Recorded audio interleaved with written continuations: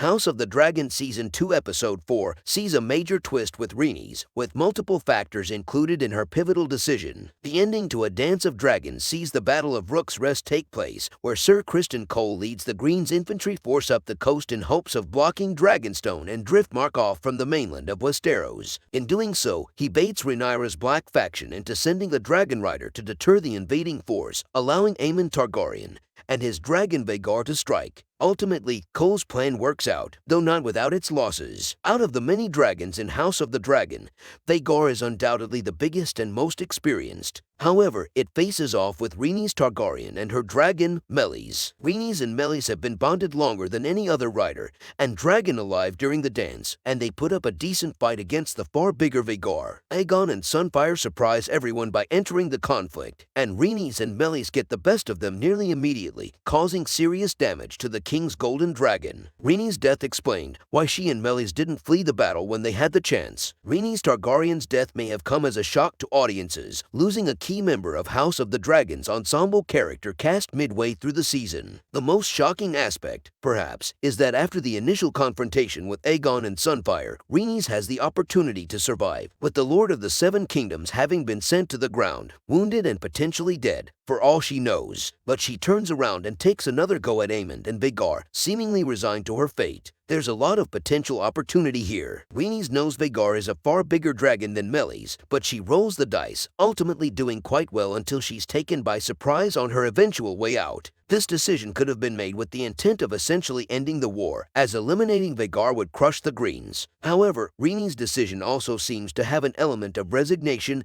and self-sacrifice. Rhaenys may see where the war is heading and consider it better to try and end the conflict there, or at least end her part in it. How Rhaenys dies in the book. House of the Dragon is based on the book Fire and Blood by George R.R. Martin, but it takes creative liberties in deciding the minor details while remaining true to the more significant events. Rhaenys' death is one of those events, and it happens in a relatively similar manner in the novels. At the Battle of Rook's Rest, she and Meleys are ambushed by Aemond and Aegon with their dragons, and she takes out Aegon before going down herself. This was also part of Criston Cole's plan in the books, though there are some differences in how it's set up. House of the Dragon's book changes continue to pile up in Season 2 Episode 4 as the Battle of Rook's Rest changes Aegon's role. In the book, he's part of Cole and Aemond's plan to catch the Black's dragonrider off guard while he goes on his own initiative in the TV series, wanting to prove himself. Aemond's decision to betray Aegon is also entirely original to the show and drastically alters how the battle plays out. If not for Rhaenys turning back to fight Aemond, it could have been an outstanding victory for Rhaenyra's side. What Rhaenys' death means for House of the Dragon. Rhaenys' death has grander implications on House of the Dragon beyond just the loss of a main cast member. It's a huge blow to the Blacks, who are down one of their most powerful dragon riders, likely leading to them welcoming new riders to try and claim the untamed dragons on Dragonstone and Driftmark.